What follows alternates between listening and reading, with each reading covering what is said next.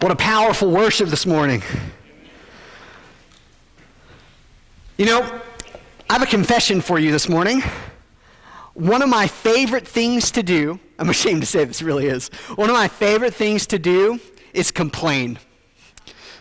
And I'm really good at it. Well, I guess there might be room for improvement. See what I did there? Yeah, you guys got to keep up this morning. We're going to go quick.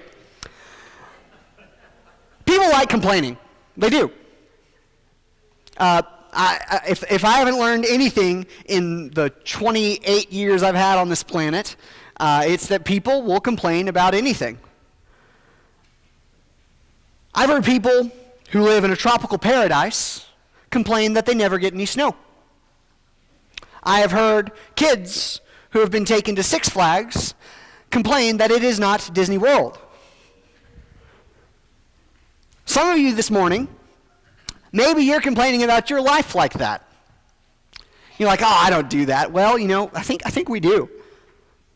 Some of you are complaining about the job that you have that allows you to make a living and provide for your family. Some of you are complaining about the gift of parenthood because your kids are out of control. No, they're not. They're kids. On the other hand, I know that some of you have real things to complain about. Some of you this morning have endured real hardship, real tragedy. Chronic disease has robbed you of the strength that you once had. You've experienced the pain of a broken marriage, a broken family. You've endured unexpected loss, unexpected suicide, depression. Each of these problems is enough to do a lot of people in just on their own. They can't take it. But how do we keep going? What allows us to hang on? In the face of tragedy, what gives the follower of Jesus something to hold on to, that we don't succumb to despair, that when we're old and we're tired and we don't see a use for ourselves in this world anymore, where do we turn to find meaning? Now, I'm not asking these questions this morning because I think that tragedy might someday creep up on you. I'm asking you this morning because I know tragedy is coming your way, because life is full of tragedy. But if the gospel has taught me anything, it's this: that tragedy, that suffering can be redeemed. The shame of the cross was turned to glory by the power of the resurrection. And the pain and hurt that we find ourselves in, I believe, I know, can be turned for something good as well. This morning we're beginning a new series. The book of Ruth is one of the most wonderful, challenging, scandalous books in the entire corpus of Scripture. And I'm excited to share what I've learned over these past few weeks of studying with you. As we join our story this morning, we're going to look at the story of two widows trying to make their way in the world. And what I hope we'll find for ourselves is we will find a place that we can explore. What does it mean when I struggle with God? How can I find a way forward? When we struggle with God, we'll find our meaning, our purpose in life. And I hope that as we see this concretely lived out in their story, that we might be able to find a path forward for ourselves. If you want to turn with me, we're going to be in Ruth chapter 1 this morning. Ruth chapter 1. And before we dig into the text, I need to set the stage a little bit. You see, to be a widow in the ancient world was a different ballgame than it is nowadays. If you were a widow in the ancient world, you were in a really precarious position because women were not allowed to own property. And so if you were a woman, this is the way that you would make your way in the world, is you would marry someone. You would have sons with them, and when they died, your sons would take care of you. Well, if you're a widow in the ancient world and you die without sons, you are homeless. You are destitute. You can only rely on the kindness of strangers. And you might think, well, that's a terrible fate. Well, I think so too. And so, and apparently the ancient world did so also because they had a loophole. They had a way to get around this.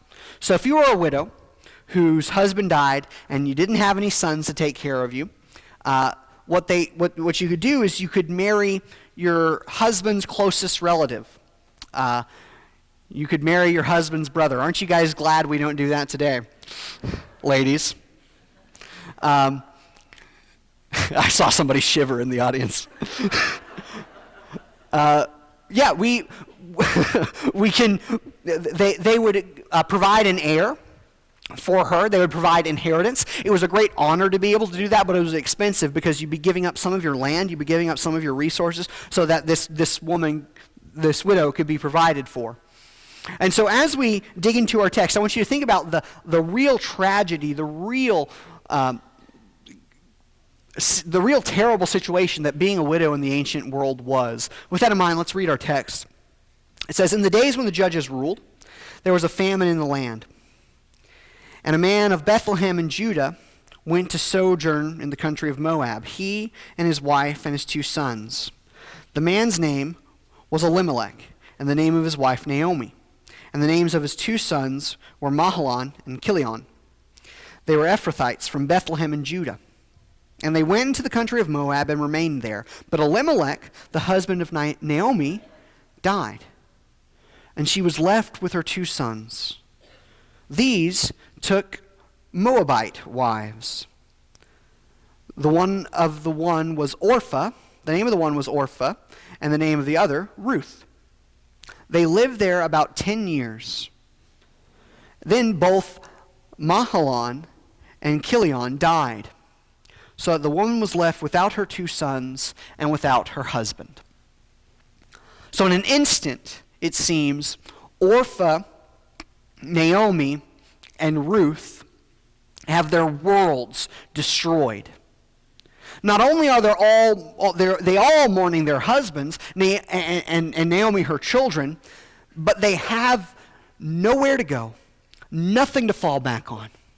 They are widowed in a foreign land without any redeemers, without anyone who can use that loophole for them. And so Mahlon and Chilion both died there, and so they've got no one. Think about the hopeless confusion you'd feel if after you left here today, your bank account was empty, you had no job, and you can't get another one, your car has been repossessed, your home has been foreclosed on, and all your support structure is gone. That's where these women are. What would you do? Where would you go? You see, God's law made provisions for these types of people.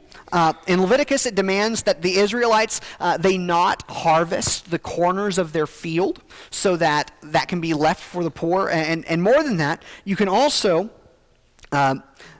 when you were harvesting, you were supposed to leave the grains that happened to fall behind so that the poor could come behind you and pick you up. God has always had a special place in his heart for the poor. And so maybe that's what they're going to do. But I think there's something else going on in this text that's really, it speaks to me. As the original hearers of this text would have heard it, as a Hebrew hearer, you probably would have been conflicted hearing the story because the tragedy is real. This is real suffering that these women are going through. They've been left without anyone to take care of them. Elimelech and their husbands have died in a foreign land. There's no one to redeem them. But at the same time, you see, Mahlon and Chilion, these 2 Hebrew men, married Moabites. Now the Torah is clear. The law of God is clear. You are not supposed to marry outside the tribes of Israel. And so as a hearer, you might think, well, they're in this terrible situation, but they kind of got themselves into it. And we do that, don't we? When we hear about other people's tragedy, we start to rationalize. We start to make excuses. When we hear something horrible happened, we immediately try and figure out whose fault it was. Well, they would have been, if they would have eaten healthier, they wouldn't have got that diabetes diagnosis. Or if they, we fill in the blank. We try and put together these explanations for why it happened. And I can imagine an ancient Jewish person hearing this text for the first time saying, well, what did you think it was going to happen if you go and disobey the commandments of God? And unfortunately, I think I see myself included. I see Christians often look at others' misfortune and rationalize, become calloused. After all, a lot of the pain that people experience in life is self-inflicted. And I think our tendency is to find some sort of concrete thing to blame. And that instinct, I think, is rooted in fear. We need to find something to blame, something preventable. Otherwise, that could happen to me. Otherwise, I'm vulnerable. When the truth of the matter is, tragedy can strike any of us. And facing that reality is so unpleasant that many of us ignore our brothers and sisters' pain just because it's self-inflicted, so that we don't have to come to grips with the fact that each breath that we take is a gift from God and that nothing is guaranteed. And so Naomi, Orpah, and Ruth are ruined. I can only imagine what they had to do to make ends meet during those days, weeks, months following. The text doesn't tell us, but it skips forward a bit. Naomi receives some news from her homeland. In verse 6 it says, "Then she arose with her daughters-in-law to return from the country of Moab. For she had heard in the fields of Moab that the Lord had visited his people and given them food. So she set out from that place where she was with her 2 daughters-in-law, and they went on the way to return to the land of Judah. But Naomi said to her 2 daughters-in-law, 'Go, return each of you to her mother's house. May the Lord deal kindly with you as you have dealt with the dead and with me. The Lord grant that you may find rest, each of you in the house of her husband.' Then she kissed them, and they lifted up their voices and wept. And they said to her, 'No, we will return with you to your people.' But Naomi said, 'Turn back, my daughters. Why will you go with me? Have I yet sons in my womb that they may become your husbands? Return home, my daughters. I'm too old to have another husband. Even if I thought that there was still hope for me, even if I had a husband tonight and gave birth to sons, would you wait till they grew up? Would you remain unmarried for them? No, my daughters. It is more bitter for me than for you, because the Lord's hand has turned against me.'" So what's happened is Naomi's heard that there's a bumper crop back at home, and she thinks that she's going to be able to make it there. She feels like she's just a burden to these girls, Orpah and Ruth. They're young, there's still time for them. But Naomi, she's had her day. She's done. These Moabite women still have a chance. They can return to the life that they would have had if they'd never met. They can get remarried. They can return to their old gods that they served in their father's houses. They can live a prosperous life and still achieve their purpose and their hopes and their dreams. But Naomi is convinced that God is done with her. There's no hope for her. And not only that, but these other women will have it better if they run from God. You know, I think we make this same mistake.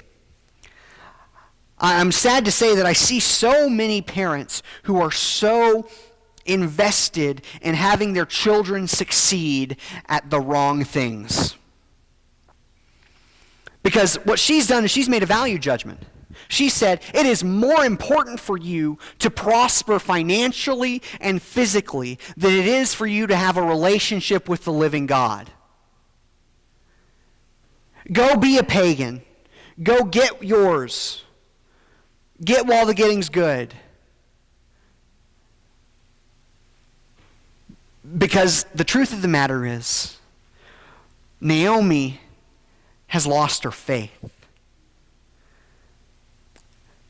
We know that God can bring us through any situation, but she's so hurt, she's so embittered by what's happened to her that she cannot see God's hand at work. She cannot see a way forward.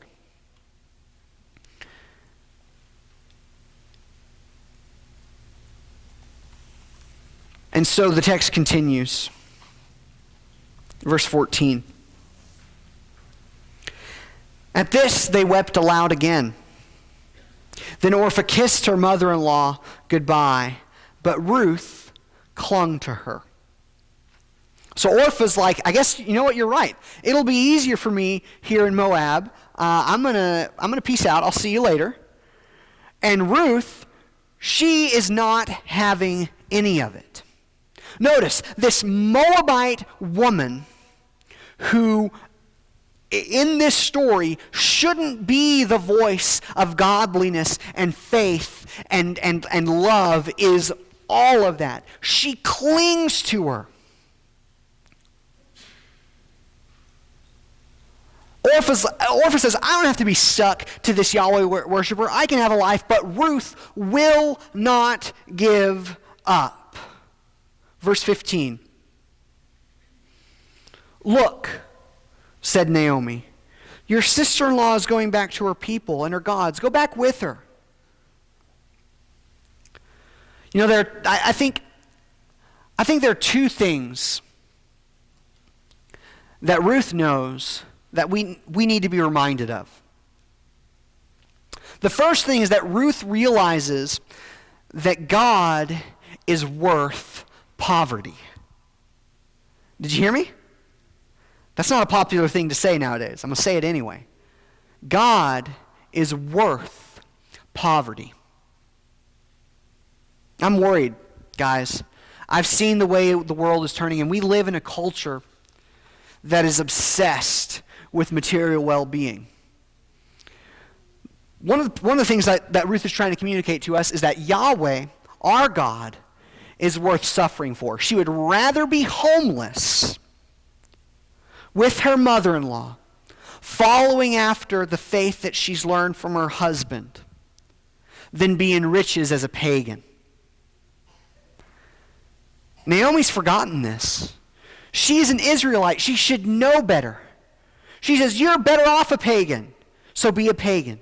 She forgets that the God that she serves is greater than any standard of living. Those of us who've been in church for a long time, we fall into the same trap. We forget what our faith is really worth. God and his people are more important than worldly notions of success. Infinitely more important. And Ruth holds on to that. Verse 16. But Ruth replied, don't urge me to leave you or to turn back from you. Where you will go, I will go. And where you will stay, I will stay. Your people will be my people, and your God will be my God. Where you die, I will die, and there I will be buried. May the Lord deal with me, be it ever so severely, if even death separates you and me. When Naomi realized that Ruth was determined to go with her, she stopped urging her. Ruth will not give up on Naomi, because Ruth will not give up on God. I can only imagine how obnoxious Naomi was to deal with right now. She's already playing the oppression Olympics with these guys. I mean, imagine, because this is what she says. Ruth and Orpah, they lost their husbands, and Naomi says, well, I've got it worse because I lost my sons and my husband. Say that at somebody's funeral. I'm sure she's hard to be around. She's lashing out. She's taking the hand that's trying to help her and smacking it away time and time again. And Ruth refuses to let go. She refuses to let Naomi give into bitterness because she knows that bitterness will drag her down, will destroy her, will kill her. And because she has that love for her and that love for God, she will not let her go. Has Naomi lost more? Certainly. She's older. She's not going to marry again. She can't have sons. She's not going to have a son.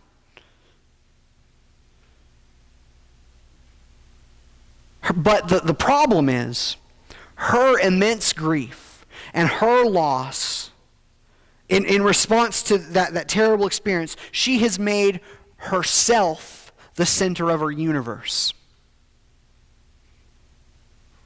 The worst part is, when we do the same thing in the face of that grief, when we center our world on ourselves in these moments of desperation, what really happens is the grief intensifies.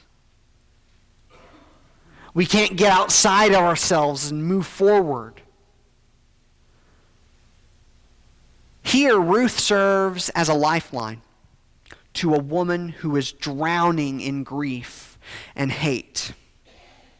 And I can only imagine how thin that lifeline would be stretched by Naomi's attitude, by her lashing out.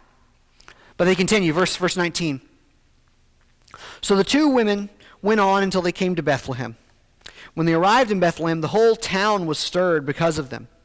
And the women exclaimed, "Can this be Naomi?" "Don't call me Naomi," she told them. "Call me Mara, because the Almighty has made my life very bitter. I went away full, but the Lord has brought me back empty. Why call me Naomi? The Lord has afflicted me. The Almighty has brought misfortune upon me." And so Naomi returned from Moab, accompanied by Ruth the Moabite, her daughter-in-law, in Bethlehem as the barley harvest was beginning. I don't know about you, but my heart aches when I hear Naomi's words here. Naomi, you see, is the Hebrew word for beauty or pleasantness. That's what her name means. And so she shows up and they say, "Well, isn't this Naomi? Isn't this lovely?" And she says, "Don't call me that. Call me Mara," which literally means bitterness. I can see the scars that tragedy has left on her. I can see her anger. She sees nothing but her pain in front of her. She can't even see her family who won't let her go, that is standing right next to her. She can't see her daughter-in-law who's given up a chance at sons in order to be with her. All she can see is the brokenness that's taken root in her heart. The reason my heart aches for her is because I know I struggle with this. We've all struggled with this. The tragedy of life strikes you, and it's hard to see anything but what's happened to you. I went away full, she says, but the Lord has brought me back empty. The good news for Naomi, and the good news for us, is that this story does not end here. God is going to provide a way. Your story this morning isn't over. Maybe you're in the midst of one of these seasons of tragedy. Maybe that trauma happened years ago, but it still got a hold on you. You feel like the life that you envisioned for yourself is gone, and you've got no path forward, no dream, no hope. I want to tell you what I think the book of Ruth is telling Naomi, is telling Ruth, is telling all of us. In the face of tragedy, when you feel like there's no hope, hold on to this truth. God is not done with you yet. But Brian, you say, I'm old. I'm tired. What could I possibly have to offer? No, God's not done with you yet. He's not done with Naomi. You see, this widow, this broken old woman who is bitter, who is angry, who is hateful, who is spiteful at this point in the story, God will use her to bring blessing and wholeness to Ruth and the whole community, because she will trust God to do something with her in spite of her pain.